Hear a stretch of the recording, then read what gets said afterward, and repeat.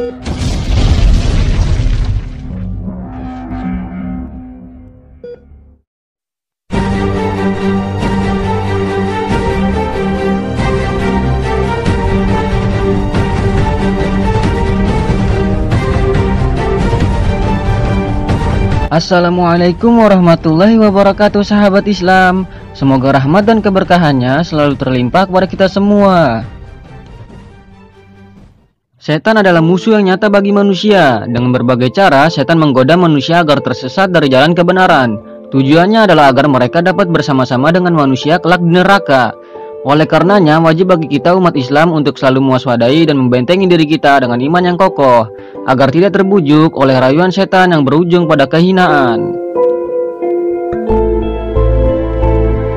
Perlu kita ketahui bahwa ada beberapa golongan tingkatan setan dalam menyesatkan manusia. Setan yang menggoda para ulama, kiai, tentunya berbeda dengan setan yang bertugas menggoda orang awam atau manusia biasa. Begitu pula setan yang menggoda para nabi, wali, dan orang-orang soleh. Tentunya juga tidak sembarangan setan. Mereka adalah setan khusus yang memang tugasnya menggoda manusia-manusia mulia tersebut. Setan yang menggoda para nabi dan wali disebut juga dengan setan abyad atau setan putih. Setan abyad juga pernah mendatangi Nabi Muhammad SAW dalam rupa atau mengaku sebagai malaikat Jibril alaihissalam yang hendak membawa wahyu. Namun Nabi mengetahuinya dan kemudian malaikat Jibril alaihissalam membuangnya ke tempat yang jauh. Diriwayatkan dari Atha dan lainnya dari Ibnu Abbas radhiyallahu ta'ala anhu, beliau menuturkan, dahulu ada seorang rahib atau pendeta bernama Barsiso yang dikenal taat dan ahli ibadah. Ia beribadah di dalam biaranya selama 70 tahun lamanya. Selama itu ia tidak pernah sekalipun bermaksiat kepada Allah Subhanahu wa taala. Sebegitu giatnya ia beribadah sampai-sampai iblis dibuat kepayahan dalam upayanya menyesatkan Barsiso. Suatu ketika para setan menggoda manusia berkumpul. Setan abyad kemudian berkata kepada iblis, "Aku yang akan menyelesaikan tugas untuk menyesatkan Barsiso." Setan abyad kemudian pergi ke tempat Barsiso dengan berpenampilan seperti seorang pendeta dan mencukur rambutnya. Setelah sampai di biara milik Barsiso, setan abyad kemudian memanggilnya, namun Barsiso tidak menjawabnya. Barsiso tidak pernah beristirahat dari salatnya kecuali setiap 10 hari sekali. Ia juga tidak membuka puasa kecuali setiap 10 hari sekali. Melihat hal itu, setan abyad kemudian berpura-pura salat di lantai dasar biara Barsiso selama 40 hari. Barsiso tidak menoleh sekalipun kepada setan tersebut, setan abyad yang menyamar sebagai ahli ibadah itu. Ketika Barsiso melihat kesungguhan setan abyad dalam beribadah, Barsiso kemudian menemui setan abyad dan bertanya, "Apa keperluanmu?" Setan abyad menjawab, "Keperluanku adalah agar kiranya engkau mengizinkanku untuk naik ke atas biara bersamamu." Barsiso kemudian mengizinkan setan abyad untuk naik ke atas biaranya. Setan abyad kemudian beribadah selama 1 tahun di biara Barsiso. Setan abyad menampakkan kesungguhannya dalam beribadah. Ia tidak berbuka puasa dan juga tidak beristirahat dari sholatnya kecuali setiap 40 hari sekali. Setelah memasuki masa 1 tahun, setan abyad kemudian berkata kepada Barsiso, "Sesungguhnya aku mempunyai beberapa doa yang akan aku ajarkan kepadamu supaya engkau dapat mengamalkannya.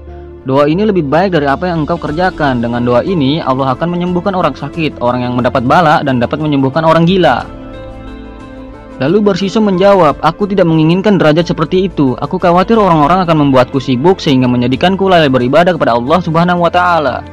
Setan abyad tidak henti-hentinya membujuk Barsiso sampai akhirnya ia mengajarkan doa-doa itu kepada Barsiso. Setelah itu, setan abyad kemudian pergi mendatangi iblis dan berkata, "Demi Allah, aku telah berhasil merusak lelaki ini." Kemudian setan abyad pergi untuk mengganggu seorang lelaki. Ia membuat laki-laki tersebut menjadi gila. Kemudian ia menjelma menjadi seorang tabib lalu berkata kepada keluarganya, "Sesungguhnya lelaki ini telah diganggu oleh bangsa jin sehingga ia menjadi gila. Apakah kalian ingin ia diobati?" Mereka menjawab, "Ya." Setan abyad berkata, "Sesungguhnya aku tidak mampu mengobati penyakit ini, tetapi akan aku tunjukkan kepada kalian seseorang yang apabila dia berdoa kepada Allah, maka Allah akan menyembuhkan penyakit lelaki ini. Pergilah kalian kepada Barsiso karena sesungguhnya ia memiliki ism yang jika dia berdoa dengan ism tersebut maka doanya akan dikabulkan." Mereka pun pergi kepada Barsiso dan memintanya berdoa untuk kesembuhan lelaki itu. Maka Barsiso pun kemudian mendoakannya dan pergilah setan yang mengganggu lelaki tersebut. Sejak saat itu, setan abyad terus mengganggu manusia lain dan menyuruh mereka untuk berobat kepada Barsiso. Barsiso pun mendoakan mereka dan semua sembuh berkat doa Barsiso. Sampai suatu ketika, setan abyad mengganggu seorang putri raja dari Bani Israel yang memiliki 3 saudara laki-laki. Melihat keadaan putrinya, sang raja mengumumkan hal itu kepada kaumnya. Lalu Setan Abyad kemudian datang kepada keluarga putri tersebut dengan menjelma menjadi seorang tabib. Setan Abyad bertanya kepada saudara-saudaranya, apakah kalian ingin agar saudarimu itu aku obati? Mereka menjawab, iya. Lalu Setan Abyad berkata lagi, sesungguhnya setan yang mengganggu saudari kalian itu sangat kuat sehingga aku tidak mampu mengobatinya.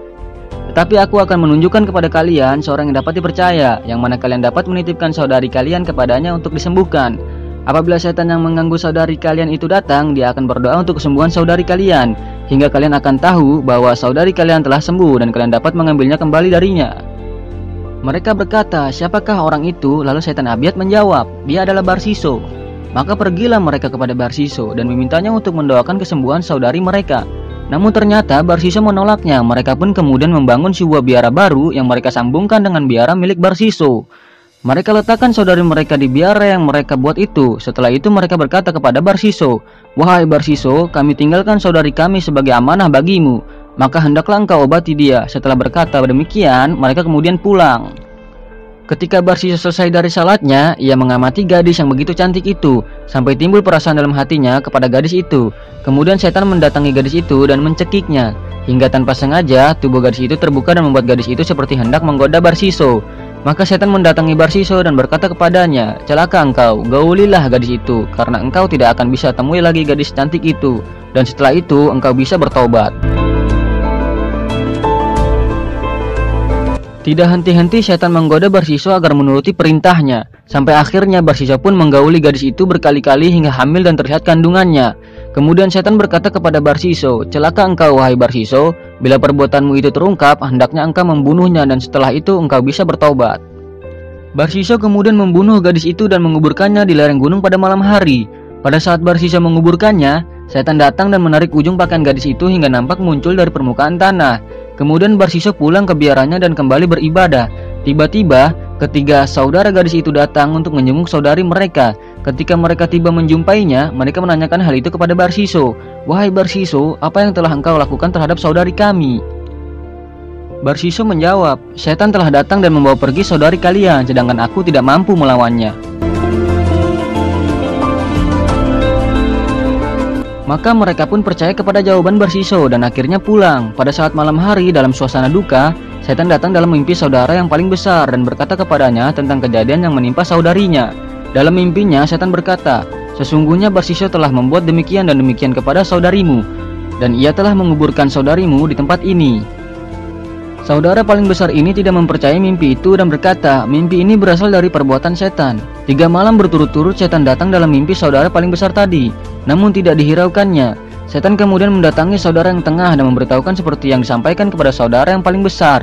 Saudara yang tengah ini juga hanya diam dan tidak memberitahukan mimpinya kepada siapapun. Melihat hal itu, setan kemudian mendatangi saudara yang paling kecil dan kembali memberitahukan sebagaimana yang disampaikan kepada kedua saudaranya sebelumnya. Saudara paling kecil ini kemudian berkata kepada kedua saudaranya, demi Allah, sungguh aku telah bermimpi seperti ini dan seperti ini, menjelaskan mimpinya kepada saudara-saudaranya. Saudara yang tengah kemudian menyahuti, demi Allah, aku juga bermimpi demikian. Saudara yang paling besar pun ikut menimpali, demi Allah, aku juga bermimpi yang sama. Ketiganya kemudian pergi menemui Barsiso lagi dan bertanya, apa yang telah engkau perbuat kepada saudari kami? Barsiso menjawab, bukankah aku telah memberitahukan tentang hal itu kepada kalian? Mengapa kalian seakan menuduhku? Mereka lalu mengatakan, demi Allah, kami tidak menuduhmu. Mereka pun merasa malu dan kemudian pergi. Setan kemudian mendatangi mereka lagi dan berkata kepada mereka, sesungguhnya saudari kalian telah dikuburkan di sana dengan menunjukkan suatu tempat dengan ujung pakaiannya kelihatan di atas permukaan tanah. Maka pergilah mereka bertiga menuju tempat yang ditunjukkan setan dan mendapati saudari mereka persis sebagaimana yang diberitakan dalam mimpi mereka. Kemudian mereka bersama beberapa pemuda dari keluarga mereka mendatangi biara Barsiso dengan membawa kapak dan beberapa peralatan. Mereka robohkan biara Barsiso dan membawa paksa Barsiso turun dari biaranya. Mereka membelenggu Barsiso dan membawanya ke hadapan raja.